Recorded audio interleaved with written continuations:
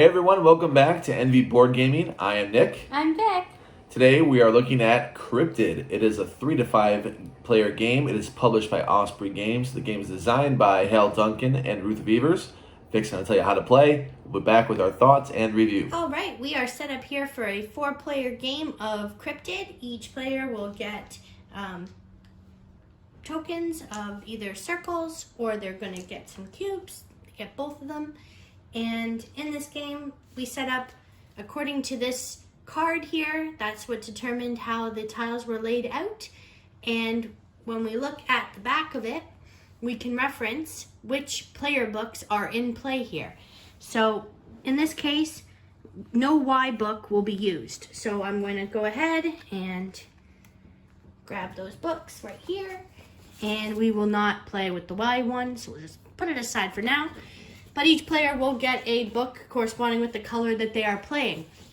And we'll start with A. We're going to look at A and we're going to see, okay, we're playing 4 players. We're going to grab 43.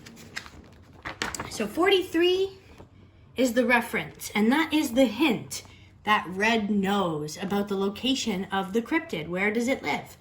So this says in the book that the location is not within one space of desert. So throughout the game, they're going to only know that information, and they're going to try to find out what do the other players know about the location of the cryptid.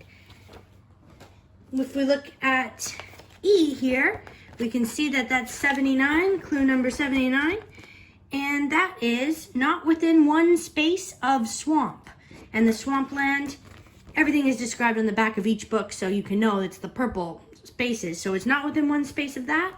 They're going to know that, so anytime that they put down a cube, they will make sure that they're marking it as a yes or a no to the answer to those questions when somebody asks them that, if it's possible. And we can look at D here for 4.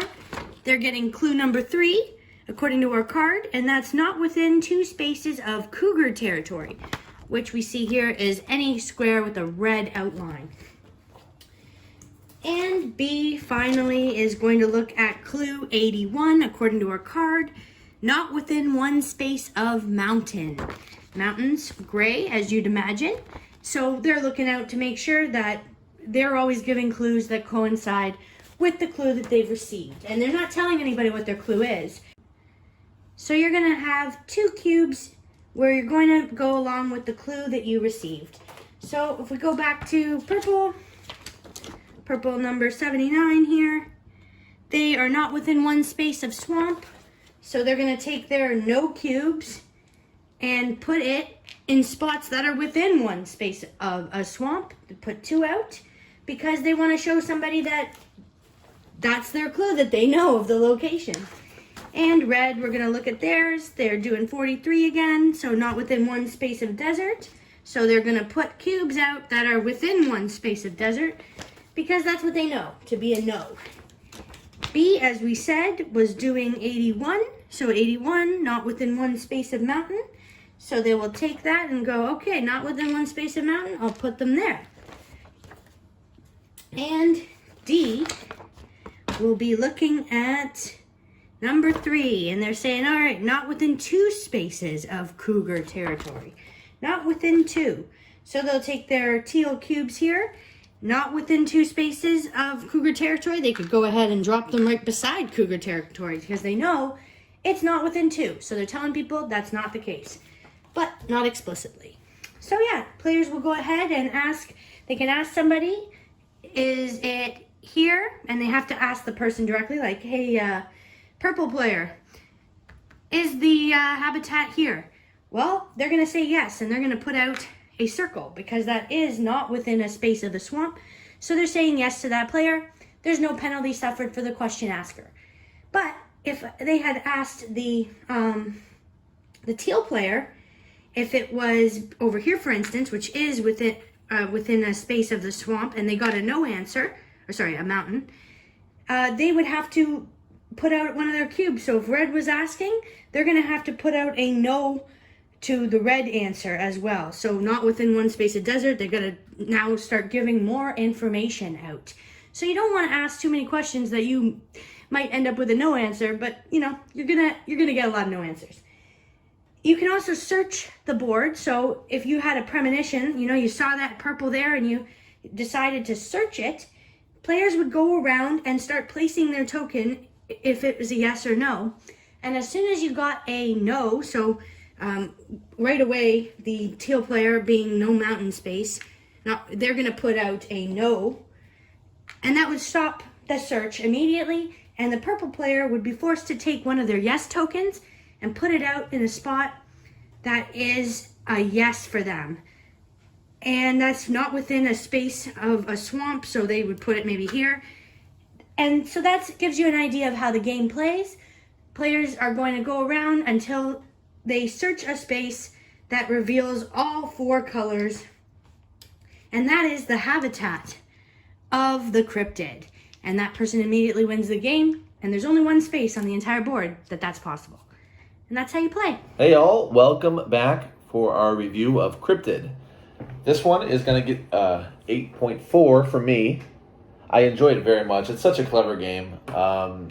Really, it's if you first play it, you're not just going to play it one time. You're going to want to play it multiple times, at least twice. If you just wanted to play it once, your first time playing, I can't imagine it. Maybe you're just in a bad mood because you want to see how clever this game is. You want to try it again if you didn't win, or if you win regardless. Mm-hmm. You want to try it now, like you start understanding it better. Like, oh, okay, now I can really maybe pinpoint what people are doing a little better once you see it played one time. It is a little difficult to remember exactly what your clue is, in that if you mess up, the whole game is ruined. So you want to make 100% sure that you are doing what your clue says. Yeah. If you mess up one thing, the game is not the same. It's not going to work because you just conflicted either right or wrong information. Now it's not. Now we ruled it out or in based on something you've done. And if it's incorrect, that's a big problem. So that's why it's not the 9 category. It could easily be a 9 if played perfectly. But that, just for that alone, the possibility of someone ruining the game by doing one mistake is a problem. But the game is so clever, so good that I cannot get it anything below an 8. So 8.4 for me, fantastic game. Gotta try it. You gotta try it. It's really good. My review is a little bit lower. I gave it a 7.7. I agree with Nick on all the points that he made. My biggest issue with the game is the lack of components. I don't know why they didn't give enough tokens that you can really play out a game. Like you run out of cubes. You run out of cubes, and then you start running out of circles. And I mean, maybe we were just real bad. Yeah. And we filled up. I have a picture of it, evidence. And then we discovered that there was one error. Something went wrong. But we started using other player colors to compensate for the ones that we lost. Yep. So then we couldn't even figure out who was the mistake maker. But again, the game is fun. It's good to introduce to people. It's not really that hard to learn. Again, it's a very quick to pick up. Just know your rule. If you can know your rule, you can play. Now, for me, I never really caught on to what people's rules were. Anytime we played, I wasn't really sure of most of people's rules, and maybe that's a me problem, so I don't want to judge the game based on what my deficiencies are. But I, was looking out for those circles and trying to figure out where are these circles, what's the pattern. But yeah, a lot of fun. The game is good to bust out for groups that you have over. You can't play with 2. Which is unfortunate because Nick and I do play a lot of 2-player games. And a lot of deduction games, you're not going to be able to play with 2 players. And this is a very unique deduction game. We don't have any deduction games like this. Normally, it's somebody has to lie. This game, you don't lie. You tell the truth the entire time, and you're forced to tell the truth. It's interesting in that way to call that a deduction game because you're just giving clues that just lead you to the right direction, regardless. That is a good point. And so that's what makes the game great. I would suggest you pick it up and add it to your collection. At least play it. Come on. Give it a shot. Let us know in the comment section below if you've played a deduction game that requires honesty as opposed to lying, or if you've only ever played a deduction game that requires you to be a little dishonest with your teammates or the people you're playing against. Like this video and do subscribe. Click the notify button and you'll know when our next video comes out. Thanks and have a good one. I think Clue does that, doesn't it? Oh, yeah?